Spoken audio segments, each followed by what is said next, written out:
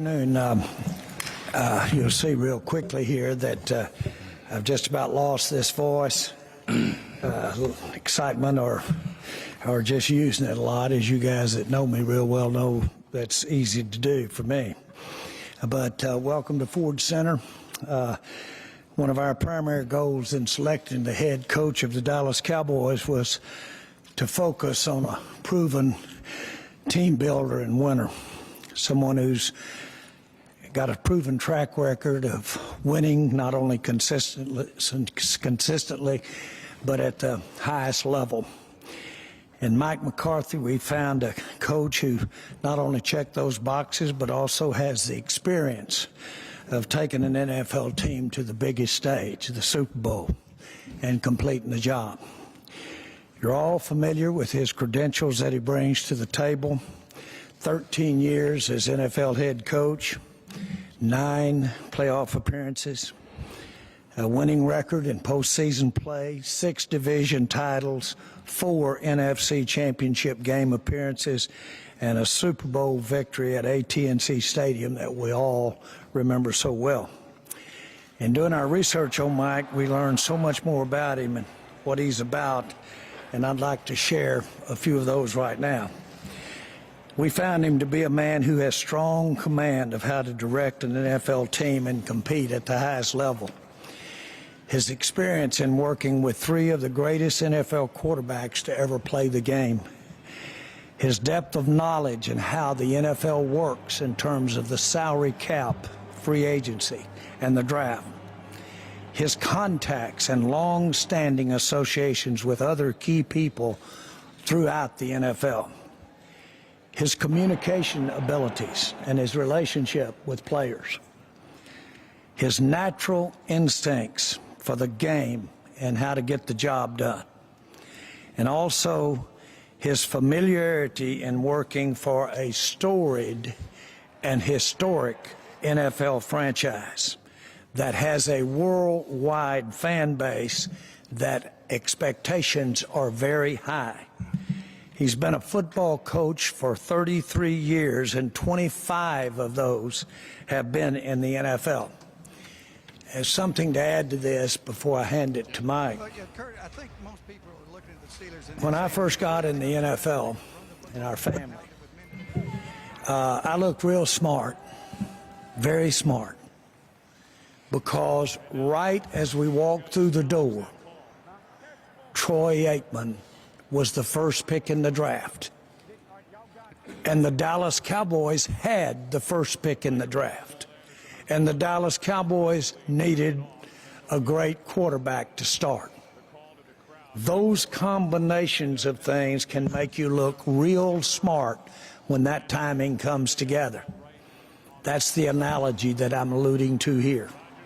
Yes, we needed Mike. We needed a coach. But to have his availability and to have his track record and ability to check all the boxes that I just talked about was fortuitous for this franchise. I should spend a lot of my time doing everything that I can in the NFL. Nobody's got a better attendance figure on going to NFL meetings. Nobody's been to any more Senior Bowls. Nobody's been to any more combines. For years and years, when I quit talking, have been listening to a lot of people in the NFL. I knew Mike McCarthy before he ever walked through these doors. And I knew it from a lot of different directions. So that while our time together initially, talking about this job, was meaningful, so much more went into how and why he's sitting at this table today. So I do want to introduce you to the next coach of the Dallas Cowboys, Mike McCarthy.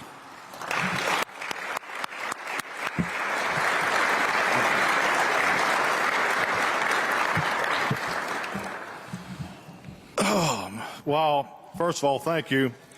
It is great to be here, and I'm having a moment here because I don't know where the hell to put my hands. I never sat at a table for a press conference, so excuse me.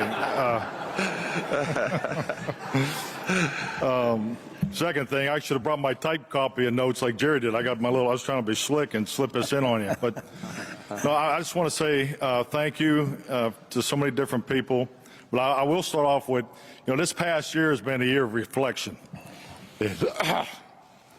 My wife said I won't make it through 10 words. I think I got to about 6. But reflection of just what a blessed man I am. Great moments that I've been a part of. I'm married to the love of my wife. My wife is the love of my life. We have beautiful children. Come from a blessed family. Professionally was able to lift the Lombardi Trophy. But I do need to tell a story about Saturday night when I was here on the interview. And here I am sitting across the table, Stephen, Jerry Jones, Jerry Jr., Will McClay, Todd Williams, and Jerry's telling a story about the purchase of the Dallas Cowboys. And at the end of the story, he leans over to me and he grabs me by the forearm and reaches out to shake my hand. He says, "And you need to be the coach of the Dallas Cowboys." So I jumped up and hugged him, but and I'll stop right there. We had a hell of a time. Just say that.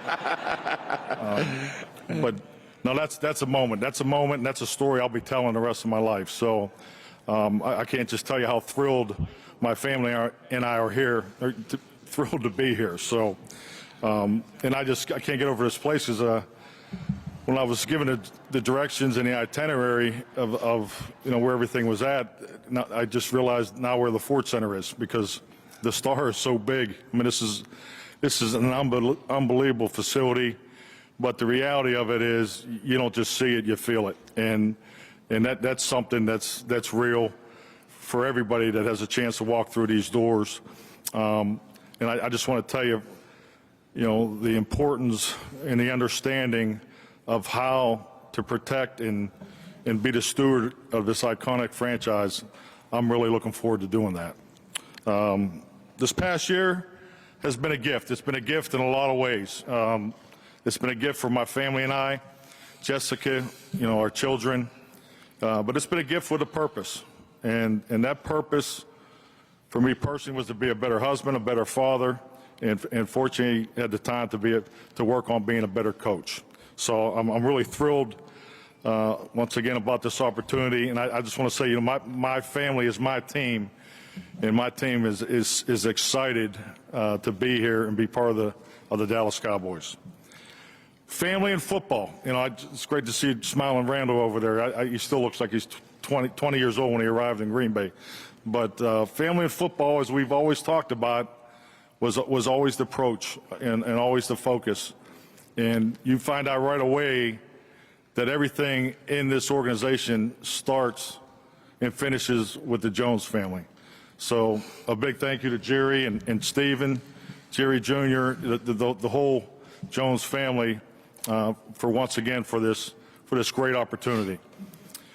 And lastly, I'm just going to say this, and to the fans, and the commitment will be unwavering. But I won my first Super Bowl here in North Texas at AT&T Stadium, and I just want to tell you I am anxious and excited to get to work on winning the next Super Bowl for the Dallas Cowboys.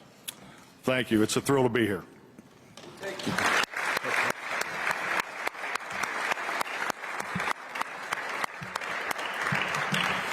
Questions now. Brooke and Joe have microphones, so if you want to ask a question, just hold your hand up and they'll get your attention. Yeah, Mike, can you talk about what appealed to you about this job, and what are your expectations for your first season here? Well, I mean, expectations, we'll get into that, obviously, once we get going. But, I mean, it's the Dallas Cowboys. I don't think you need to go further than that. Obviously, the tradition and history here is so unique, and it's an iconic franchise. And, the opportunity to really get in the room and talk football and structure, culture, and all the things a part of what we feel like we need to do to win that Super Bowl. Really, when you think about expectation, The goal will never change here. You know, it's about winning championships, but the expectation is going to be trust in the process, and that process will be, you know, we'll get to work on that as soon as we can here. So, and it's already started. Frankly, with, you know, we're trying to put together a staff, and we don't, you know, have really anything to share today, but, you know, it's starting that process, and that'll be the expectation, to just trust that process, and that's something that we're going to have to build and work on every day. Mike, right here in front. During your time off this past season, how much did you get a chance to watch the Cowboys, and what did you think of the team that you saw? I watched a lot of the Cowboys. You know, frankly, when the season started, I watched a lot of game tape, and then got into an editing system that I was fortunate to attain through PFF. You know, thank those guys down there, Neil Hornsby and Chris Collinsworth. But we really just start tracking trends and looking at a number of different things, you know, situationally in football, and the Cowboys were, you know, obviously with their you know, excellent offense were a big part of those studies. So it was more situation specific, but you know, I haven't just, you know, like I said, early in the season, I watched a lot of game tape. Mike, you mentioned the year off, and you spent a lot of time with a bunch of other coaches that you hired or worked with, and you said you analyzed every play or watched every play of the entire 2019 season. What is it that you learned from that experience that you think will benefit you most here? Well, I mean, I need to confess. I mean, I told Jerry I watched every play of the 2019 season, but I wanted the job. So I haven't watched every play of the season, but it was just, I mean, you do what you got to do, right? But it was more about tracking trends and seeing what people were doing, and you know, a big part of it too, when the study is watching players. You know, just watching some of these new offenses, and really there's a couple guys on defense that we were able to study. But you know, we spent a lot of time in cut-ups and, you know, those types of things. Mike, what's your definition of the word innovation? And with respect to that, in what ways do you feel that you're more innovative in your thinking as a head coach heading into this job? And also, how does it apply to the football technology that you want to implement with this team, like with respect to machine learning, supervised, unsupervised, and reinforcement, along with perhaps artificial intelligence and application programming interfaces in that department? Well, I think firstly with innovation, you know, there's a lot of things in football today that have already been done before. So we're all trying to stay, you know, one step, you know, ahead of the opponent. So I really like to think that we're not really innovating. You know, it's evolution is what we're keeping our eyes on. So, and really the evolution of analytics in football, I think it's clear. There's so much information now, and you have to really give a lot of credit to the third parties resources out there, and because there's some high quality companies and programs that are very useful. So you know, both not just in coaching and within the organization, but obviously in the media. So, but I think what you have to guard against is the application of all that information, because that, to me, that's the real challenge. The application is really how much can you really do? How's it really going to help the players? Because the last thing we want to do is give our players too much information and slow them down. So we really try to stay focused on evolution. You know, because I think we're all pretty innovative. You know, staying on top of the trends and things like that. But it's important to evolve and stay in front of those trends. Coach, welcome to Dallas. When did you first make contact with the Cowboys? And then as a follow-up to that, was it that singular moment with the family that led you to decide that Dallas is where you wanted to be next? Well, I mean, it was a coaching search, and there was a number of conversations. Trace Armstrong, my agent. Let's give Trace a hand. Yeah.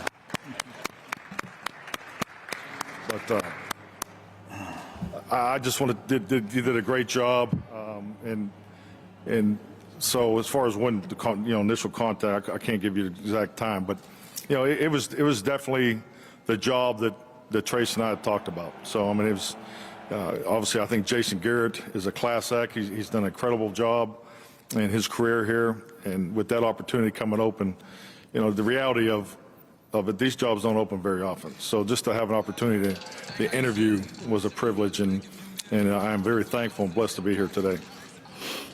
Back to Jerry for a second, right here in front. Sure. Take your hat off, Clarence. Trying to be like Landry. Talk about identifying him as your coach in that process. Clearly, you only interviewed 2 people, and you made the hire pretty quickly. What about him beyond his resume and what he done in Green Bay struck you? Well, as I alluded to in my opening remarks, Mike is no stranger to anybody at any level of football, much less the NFL. And so to focus it down, narrow it down, there is, with his background, there's all kinds of resources and people that he knows and has known in a lot of ways and for a long time. All of that is in addition to anything that you might get from sitting down and visiting with Mike. From that standpoint, that's certainly what happened. It was wonderful that Stephen had his relationship and respect that he had for Marvin Lewis relative to us being able to interview Marvin. Stephen had spent years, can speak for himself, and so when we had the opportunity to interview Marvin, it was great. When I had the opportunity knew that we were going to sit down, one of the biggest things that impressed me was I told Jason Garrett that I was going to be visiting with Mike before we had the visit when Jason and I were talking. And I said, he said, "You're not going to meet anybody any more special than Mike. I love his story. I love him. He's great." And so to give you an idea of a class act, that's it right there. In both cases. Again, my example there of being at the right spot at the right time when Troy Aikman was sitting there when we bought the franchise has really a real deep statement from me. I did hear bells. My sister explained to my dad one time when she was explaining why she wanted to divorce. And Dad loved her husband, and he said, "What's gotten into you?" And she said, "I don't hear bells." He said, "Bells? Bells? I hadn't heard bells for the last 30 years. What's that got to do with it?" Well, the bottom line is that's a dad trying to advise his daughter on the right move. The bottom line is I heard bells.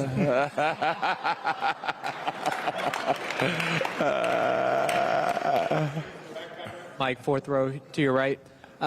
Obviously, you have a history. You've worked with Joe in Kansas City and then Brett and Aaron. What do you see in the situation that you're inheriting with Dak Prescott? Well, I'm excited about the opportunity to work with Dak. I think what he's done so far is very impressive. I think like a lot of us in the league, you watch people from afar, but when you have a chance to watch a player live, and I can recall his rookie year when we played him there in Green Bay. So I've always been impressed with him. You're going to be able to run the whole offense and then some. So, and I think he has an incredible foundation to build off of, and our offensive system will be built around making the quarterback successful. That's the way I've learned it, and it's the way I believe you play offense. So we have a great one there to work with. Mike, right here in front of you. What's the benefit of coming from a place like Green Bay or Lombardi, Holmgren win Super Bowls, to come here, Landry, Jimmy Johnson winning Super Bowls, that you know the pressures that come with the job? Well, I think it just plays to your experience. So I could recall when I first got the job in Green Bay, driving in to the stadium, and you had statues of Curly Lambeau and Lombardi in the front. So after about the 5th day, I started going through the back door. I just don't want to look at it anymore. So but I'm just kidding. It's a great experience that I could obviously draw from.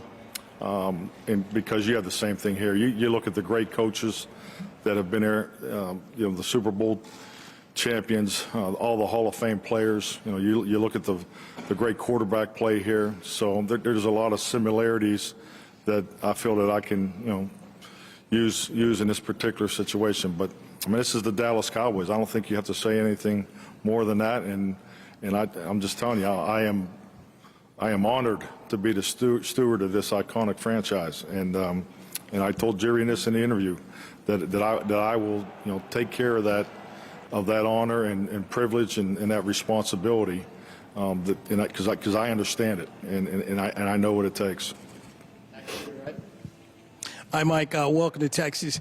You spoke about the quarterback being a linchpin of your offensive system. How do you plan to use your running back, Ezekiel Elliott? And Jerry was frustrated with special teams play this past season. In your mastermind with the other coaches you had this year, how do you plan to attack special teams here as the head coach?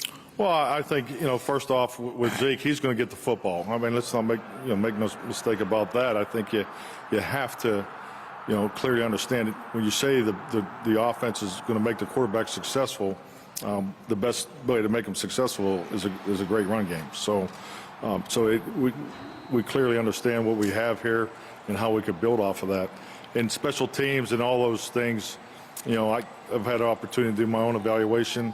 I'll have an opportunity to visit with some of the coaches on the current staff, and those evaluations will play into the direction we go with the coaching staff. So, special teams will be a priority here.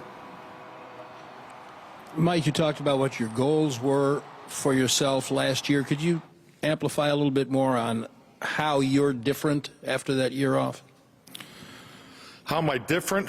I think the only real thing is my experience has grown. I've had a chance to grow personally and professionally. I've had a chance to really catch my breath, having a great time with my beautiful wife, Jessica, and our family.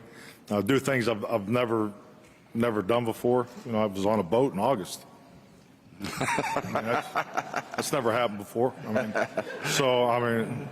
But just to do things like that, but no, so personally it was great. I just had great quality time, just to take take our two little girls to school, a lot of the time.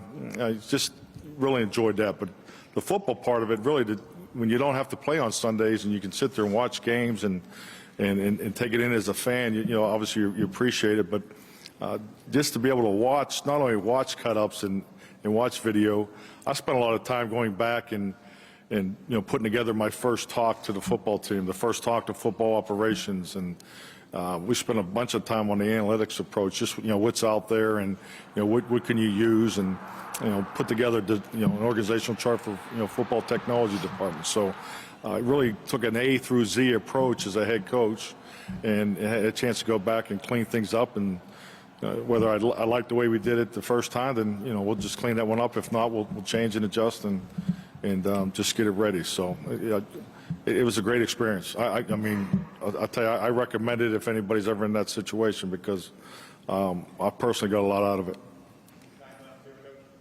Welcome to Texas, Coach. Thank you.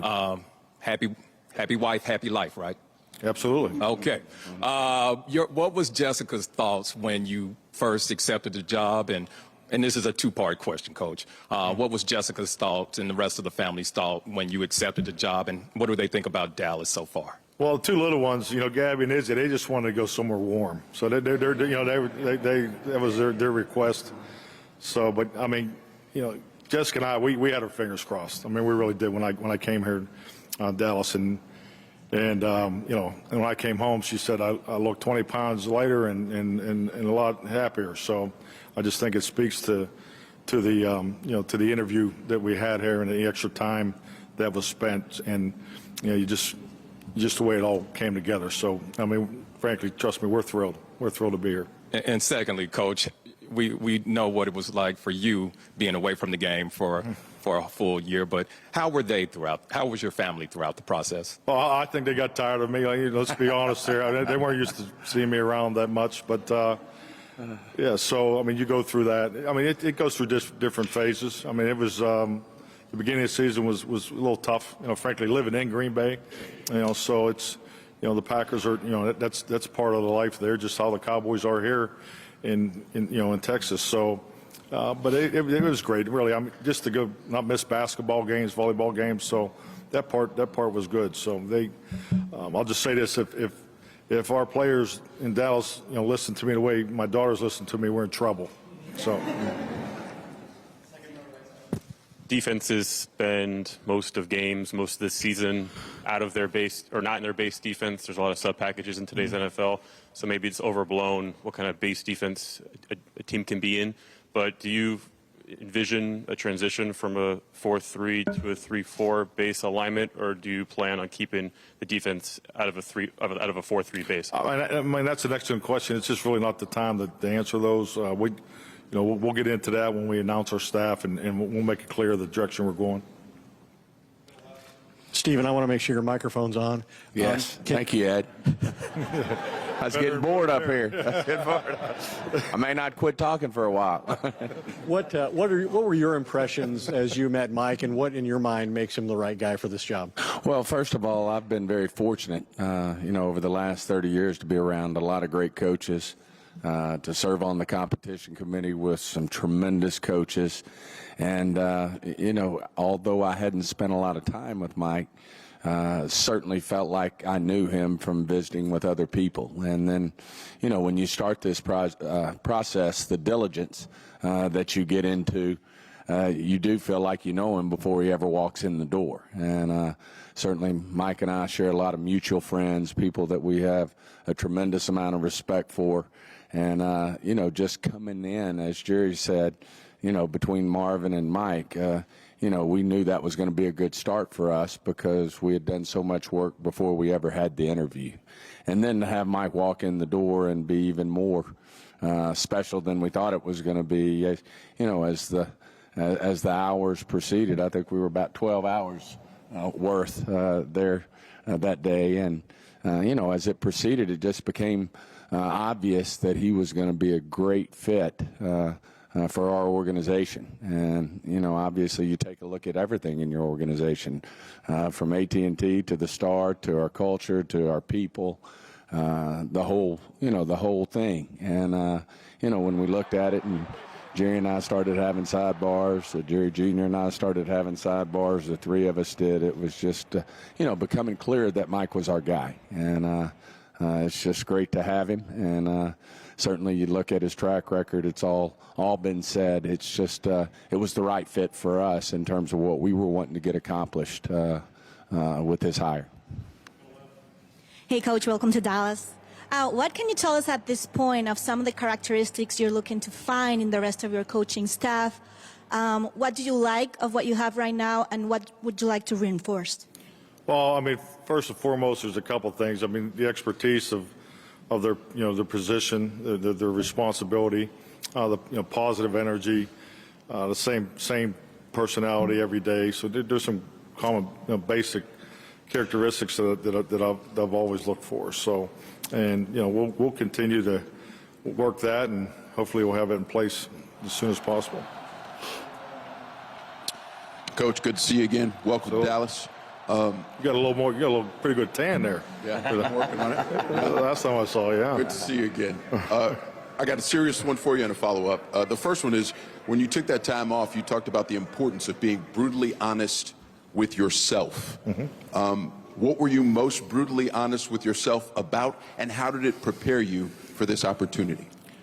Really, I think if in life you have to be transparent. Most importantly, with the person in the mirror. I mean, I went through every phase of my life, and trust me, I didn't fix it all either. So it wasn't probably need a little longer than a year. But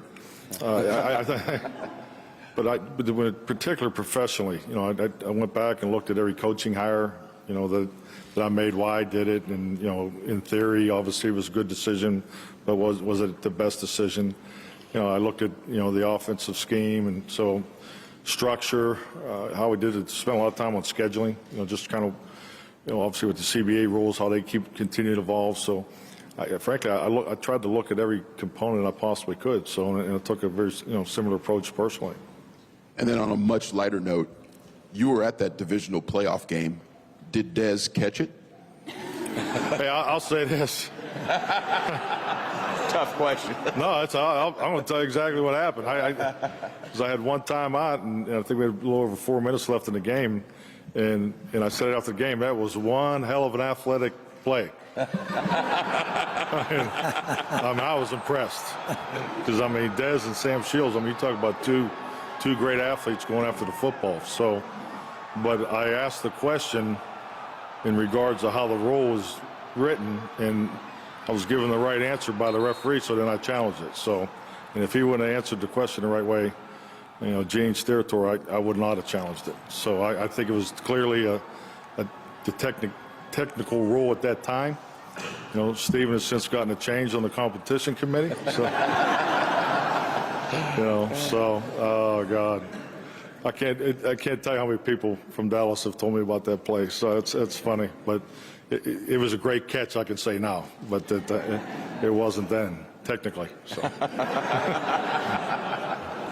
Jerry, building off that question, how much does Mike's success against the Dallas Cowboys specifically play a role in this decision here? Well, it certainly was influential, to be tongue-in-cheek, but it was influential. You learn something every day. That comment that Coach just made right there, that he had to ask the official for his rule interpretation. Stephen, these damn officials shouldn't talk so much. The coach is supposed to know the rules. We should not have officials talking. I was just making sure he knew it. That's what I thought. But no, I think, again, you get to see up and close. Mike was talking about an appreciation of what Dak is as a player, and said, boy, you can look at all the tape, you can look at a lot of stuff. He even had pictures of Dak at the combine, and was showing details of his combine work, and not only his actual playing work, but we were all going over that. But he said, you still are impressed when you get out there and actually see how Dak plays and how he works, the physical play of him up close and personal, so to speak. But I think certainly his success was a big part of it, because you got to see it up close and personal and go home screaming in your. Hi, Mike. Certainly there's plenty to do in your new role. What to you are the immediate next steps, and when do you envision meeting with your players, including, as we've talked about, Dak Prescott? The next step is, frankly, reach out to some of the players, and I'm going to start meeting with the current staff. Well, that leads to a good segue. Several assistants under contract when you got hired. How important was it for you to pick your staff, and how big a negotiating point was that with Jerry and Stephen? Well, really, it was no negotiating. I mean, no, seriously. No, absolutely. I mean, it's they actually gave me an overview of the staff, and there's been a lot of. So we're listening into the Mike McCarthy, as you see, introduction as the newest Dallas Cowboys head coach, 9th head coach in Cowboys history. At the very top of this, Jerry Jones said that he was looking for a proven team-building winner, and that Mike McCarthy checked all the boxes. We're going to continue covering this, but we're going to do it on our website, cbsdfw.com. The entire press conference is streaming right now, so please join us over there. We want to get you into the second half of Dr. Phil, which is already in progress. And for the latest updates and information, of course, you can always follow us online at cbsdfw.com and all across our social media pages. This has been a CBS 11 News special report. This has been a special report from CBS 11 News.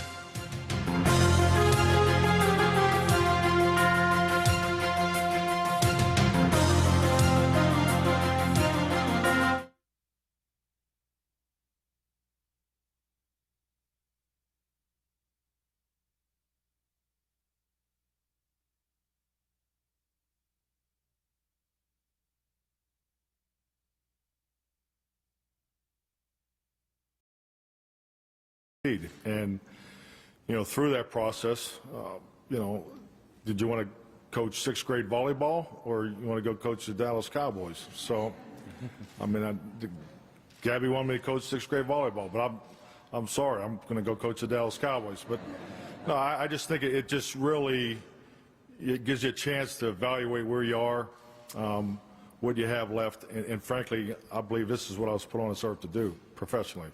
I'm a football coach, and I am working at the most iconic franchise in all of professional sports, and it doesn't get any better than Jerry, as excited as you are to have Coach McCarthy here, can you speak to how difficult it was to part ways with Jason Garrett? Yeah. Of the 30 years I've been with the Cowboys, I've written a check to the Garretts. Think about that a minute. All but 2 years. All but 2, counting his dad and counting him, his brothers, all of them. So, it's a funny thing. We measure, and we should, measure how good it feels by how we win and compete. And we really should do that. There's no question about that. But I will tell you that I've had a great 30 years around the Garrett family. And it's wonderful. And it's a good feeling. And it is one of the best parts of my life. And so my point is, and that's not just Jason, that was his dad, that was his brothers, and all the things that happened to people working together and with each other during those years. And so I do not only respect what he brought to help what we're sitting in, help what we're doing. Their family have been a part of that in their own way. As we all know, not the way. It took too many people, too many former players, coaches, and everybody involved to get to be sitting here today. But I felt strongly about that, and we all wanted this to have a very nice, if possible, under circumstances, soft landing. And so basically, with all deference there with Jason, like I say, to give you the idea of the spirit of things, when we were talking about interviewing Coach McCarthy, Jason was talking about what a great guy he is and how his story and how much we were going to enjoy just that part of it in visiting with him. So it gives you an idea. So we're there. We're where we are. There's none of this. Smallest violin. There's none of this, folks, at all here. At all. I certainly, most of what you criticize about Jared, you should criticize me for. I mean, for Jason, you should criticize me for. And I say that not trying to be big boy here, but I'm just saying you should. But he's a great guy. He's got a great family. And we know that it's going to be good for him. And by the way, just as I've been, he's been one lucky guy to get to be a part of this organization and the Dallas Cowboys for all those years. And his daddy would be the first one to tell you that. Mike, you mentioned earlier you wanted to work on being a better coach in the year that you were away. What are some things you can take from the end of your Green Bay tenure when things got a little sideways and apply now? Well, we didn't win enough games at the end of my career, and I think you go back and you be honest and go through the why, and you try to apply that to your experience moving forward. So, and frankly, I've had a chance to watch them, being in town there and watch the way they've been able to excel and see the things that they've done to make those changes to improve their program. So I think you have to be honest. I mean, honesty is the only way you really give yourself a chance to grow, and this past year gave me that opportunity, and I feel like I took very good advantage of it. You got a choice. You can get in that foxhole with somebody that hadn't been shot at, had never been in a foxhole. You can get in there with somebody that's been shot at. Or you can get in there with somebody that's been shot at and hit and still going. Now that's one I want in there with. You talked about using analytics in sort of the broad scope, but on a game planning or an individual game basis, I mean, how important is it to utilize modern trends and analytics in terms of play calling and game planning?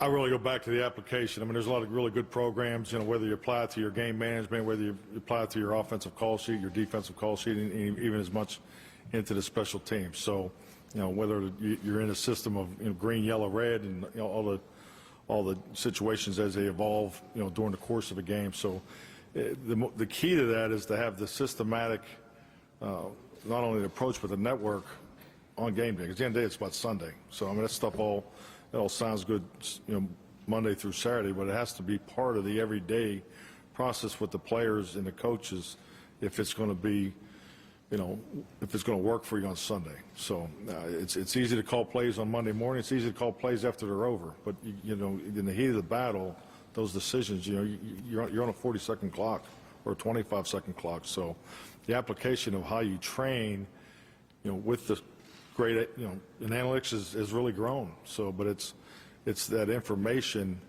that you're able to attain and apply it to the opinion of what you think you're going to need on Sunday. But it has to be part of that process, and that's why I go back to application is the key. Mike, you mentioned with time we'll find out who's on your staff, but when you think about the film you watched in 2019, what were your impressions of Kellen Moore's offense? Well, I thought Kellen did an excellent job, especially for being in year one as a coordinator. So I think the numbers, speak for themselves. But it's just like anything. He's played in this league. He's coach and he's young. But I think really what he did with that offense was very impressive. Mike, can you? Oh, sorry. Go ahead. No. Mike, you mentioned before you've called plays at every part along the way. Will you continue to do that here? And how important do you feel that is to establishing what you want the team to be, your ability to call plays? I mean, I really think we should, there'll be a time for these, I'm not really ready to talk about who's on staff, let alone who's going to be calling plays, So right now as we build the offense, the structure and how we do things will be similar to the way I've always done it. So, but, we can get into those questions down the line. This is a question for both Mike and Jerry. Mike, I don't know how much you knew Jerry before now. I don't know if and what you heard about socks to jocks and everything else. Did y'all talk about the separation of church and state? And can you talk about how you guys are going to work together, both you guys? Well, I think the best statement that was said over and over in the interview, we're going to make we decisions. I'm excited about what's in place here from in the personnel department. How it's structured. It's similar to where I've been. I think the job that's been done to this point, the personnel is very impressive. I mean, that was a big attraction for me. So I'm excited as a head coach to probably have more input than I've had in the past. But the way it's structured, very similar to the way it was done in Green Bay and New Orleans and Kansas City and the other places that I've worked at. So, but the we decisions was stated over and over again in personnel. So, and I think that's all you can ask for as a coach. Jerry, a lot of people have knocked the fact that it didn't feel like it was an exhaustive head coaching search. But as I sit here and listen to him talking about being transparent with the man in the mirror, we saw that excellent piece with Tom Pelissero about how you were spending the off season of your life looking to change, be reflective. You've talked about how much you value second chances. How much of those 12 hours with him did you find a commonality there? And a guy, as you said, that you wanted to have in the foxhole with you? Like I said, you would have expected it, and it's true. That's what I do, is I should have this in my mind all the time about the parts to our football team. And it's a people business, so it needs to be about the people. And I'm exposed to a lot of people in a lot of different ways. I'm very fortunate to have someone that I trust as much as I do in my family that also spend a lot of time. And it has to do not only directly with just the football, but it has to do with other parts of what this organization is about. I get too much credit for the ideas and the execution of what goes on around here that I get from those people, other people. I get too much credit. So that's that. I knew Mike's background. I know the backgrounds that he's had relative to how he's operated as coach and how they handle personnel decisions. I know that.